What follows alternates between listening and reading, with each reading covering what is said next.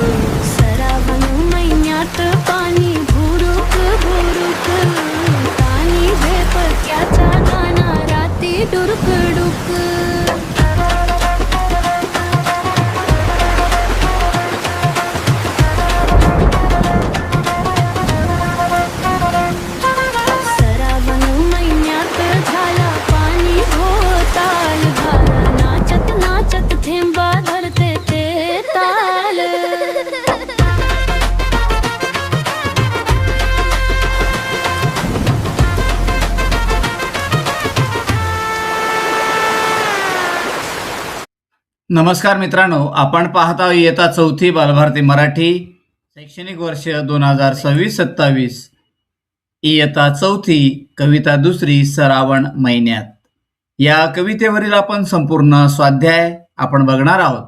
तर बघा, या ठिकाणी नवीन शब्द शिकूया। श्रावण म्हणजे श्रावण, म्हणजे कवितेमध्ये हे जे शब्द आलेले आहेत याचे समानार्थी शब्द या ठिकाणी दिलेले आहेत। तुम्ही हे वाचून घ्यायचे आहेत। बघा पुढे आपण बघूया, आम्हाला हे समजले। कवितेत आलेले शब्द चौकटीत लिहा। आता कवितेत वर्णन केलेल्या महिन्याचे नाव काय आहे? तर श्रावण। मोराच्या संगतीने नाचणारी लांडोर, रात्री डुरुक डुरुक करणारा बेडूक। तर विद्यार्थी मित्रांनो, हे सर्व संपूर्ण शब्द आणि प्रश्न उत्तर आपण लिहून घ्यायचे आहेत आणि याचं वाचन करायचं आहे। पुढे बघूया आपण। प्रश्न दुसरा आहे, आकृती पूर्ण करा। यामध्ये आहे श्रावण महिन्याची वैशिष्ट्ये काय आहेत बघा। पाहूया आपण। हिरवागार निसर्ग असतो, मुसळधार पाऊस असतो, आनंदी वातावरण असते आणि धार्मिक उत्सव सुद्धा या महिन्यामध्ये जास्तीत जास्त करत असतात। पुढचा प्रश्न आहे, 2 ते 3 वाक्यामध्ये उत्तरे लिहा।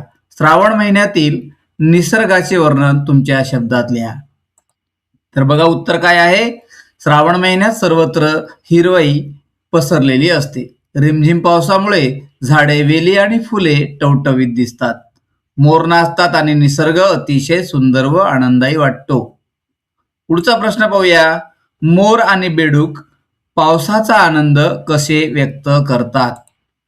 तर उत्तर आहे, पाऊस सुरू झाला की मोर आनंदाने पिसारात फुलून नाचतो। बेडूक मोठ्याने डराव आवाज करून पावसाचे स्वागत करतात। अशा प्रकारे दोन्हीही पावसाचा आनंद व्यक्त करत असतात। पुढचा प्रश्न बघूया। रिकाम्या जागा भरा। अ आहे, 7 रंगाचा तोरण कसा? रिकामी जागा सोवल म्हणजे अबारी। पुढची रिकामी जागा आहे, कारजात धाकधूक रिकामी जागा किल्लोर करती, इजा किल्लोर करती। पुढचा प्रश्न पाहूया। श्रावण महिन्यात रिकामी जागा भुरुक भुरुक, तर पाणी भुरुक भुरुक वाहत असते। पुढची रिकामी जागा आहे धारा नाचत नाचत रिकामी जागा धरतेत ताल, म्हणजे थेंबा धरतेत ताल। पुढचा प्रश्न पाहूया. कवितेत आलेल्या अपरिचित शब्दांची यादी करा, की जे शब्द आपल्याला अपरिचित आहेत. कोणकोणते शब्द आहेत बघा. उत्तर आहे तोरण, अबोली, किलबिल, लांडोर, ठाटात, माटात, धाकधूक, पाका हे अपरिचित शब्द आहेत किंवा नवीन शब्द आहेत आपल्यासाठी. पुढचा प्रश्न पाहूया. सात रंगाचे तोरण या शब्द समूहाचा तुम्हाला समजलेला अर्थ सांगा. सात रंगाचे तोरण. उत्तर आहे सात रंगाचे तोरण म्हणजे आकाशात दिसणारे सुंदर इंद्रधनुष्य.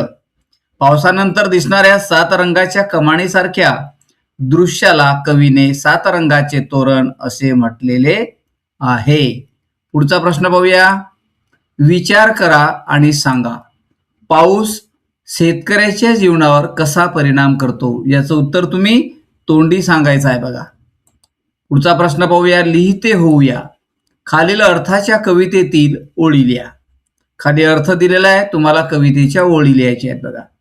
श्रावण महिन्यात ढगांचा गडगडाट ढोलाच्या आवाजासारखा ऐकू येतो. विजांच्या कडकडामुळे मनात भीती निर्माण होते.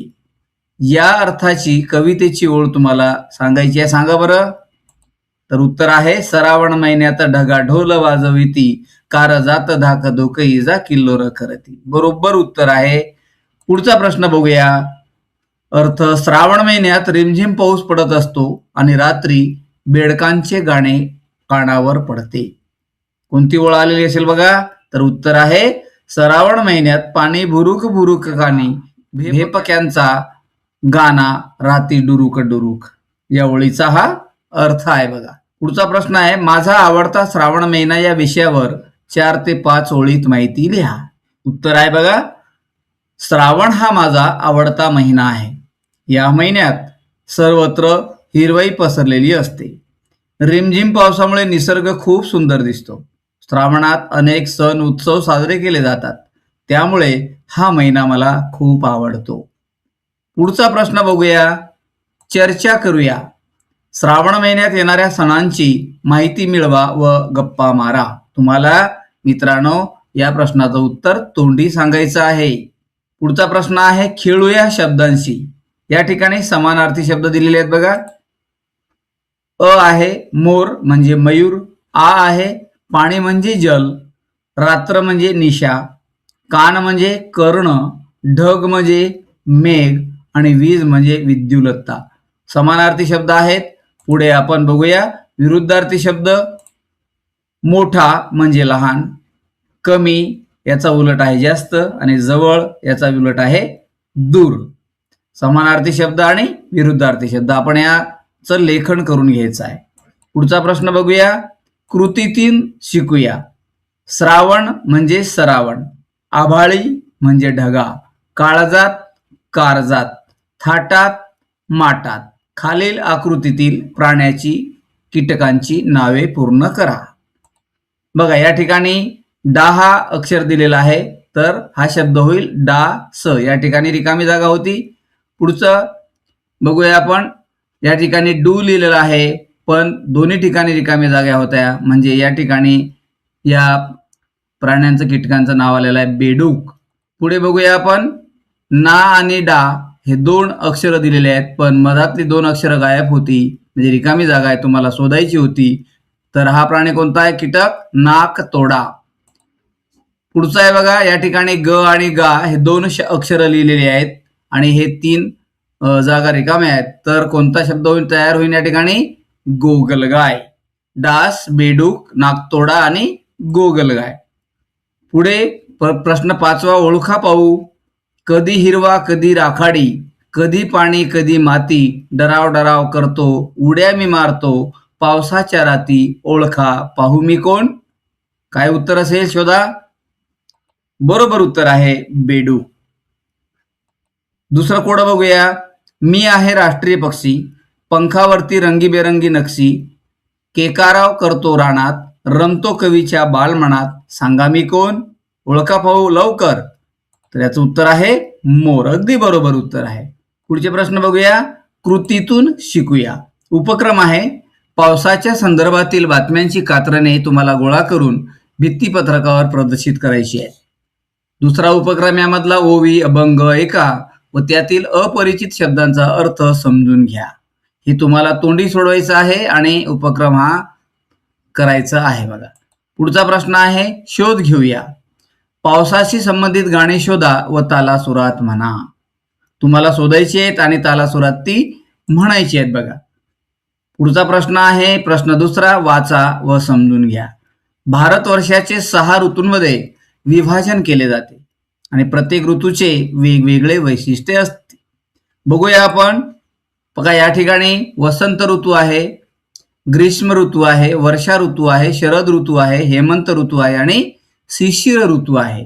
तर भारताचे हे 6 ऋतूचे विभाजन एका वर्षामध्ये केलेले आहेत. बघा, आता वसंत ऋतूचं वैशिष्ट्य काय पहा, तर हवामान आल्हाददायक असते, झाडांना नवीन पालवी फुटते, याला ऋतूंचा राजा म्हणतात. ग्रीष्म ऋतूत याला ज्येष्ठ आणि आषाढ ऋतूमध्ये येते हे, तर महिन्यामध्ये ज्येष्ठ आणि आषाढ महिन्यामध्ये हे ग्रीष्म ऋतू येते. तर या महिन्यामध्ये खूप उष्णता असते, सूर्यप्रकाश तीव्र असतो आणि प्रचंड उकाडा असतो. म्हणजे आता या ठिकाणी वर्षा ऋतू, आता वर्षा ऋतूमध्ये कोणते महिने येतात, श्रावण आणि भाद्रपद. तर या महिन्यामध्ये बघा, या ऋतूमध्ये भरपूर पाऊस पडतो, शेतात पिके येऊ लागतात, निसर्ग हिरवागार होतो. त्यानंतर आहे शरद ऋतू, यामध्ये आश्विन आणि कार्तिक हे मराठी महिने येतात. बघा, या ऋतूमध्ये पहा, पाऊस थांबतो, आकाश स्वच्छ निळे दिसते आणि आकाशात चांदणे सुंदर दिसते. पुढचा ऋतू आहे हेमंत ऋतू. या हेमंत ऋतूमध्ये मार्गशीर्ष आणि पौष हे 2 महिने येतात. तर या ऋतूमध्ये बघा, थंडी सुरू होते, वातावरण प्रसन्न असते आणि पहाटे दव पडते, म्हणजे हिवाळ्याच्या दिवसामध्ये. नंतर आहे शिशिर ऋतू. या ऋतूमध्ये 2 महिने येतात, माघ आणि फाल्गुन. या वर्षातील सर्वात थंड ऋतू आहे, थंडी जास्त असते आणि गरम कपडे वापरले जातात. बघा, आपण या भारतवर्षाचे 6 ऋतूमध्ये कसे विभाजन केलेले आहे आणि प्रत्येक ऋतूमध्ये कोणकोणते महिने येतात आणि त्या ऋतूचे काय वैशिष्ट्य आहेत हे आपण या प्रश्नामध्ये बघितलेलं आहे. तर विद्यार्थी मित्रांनो, या सर्व कवितेवरील प्रश्नाची उत्तरं तुम्ही लिहून वाचून याचा अभ्यास करायचा आहे. आपण नक्कीच पुढच्या पाठाकडे वळूया. तोपर्यंत धन्यवाद.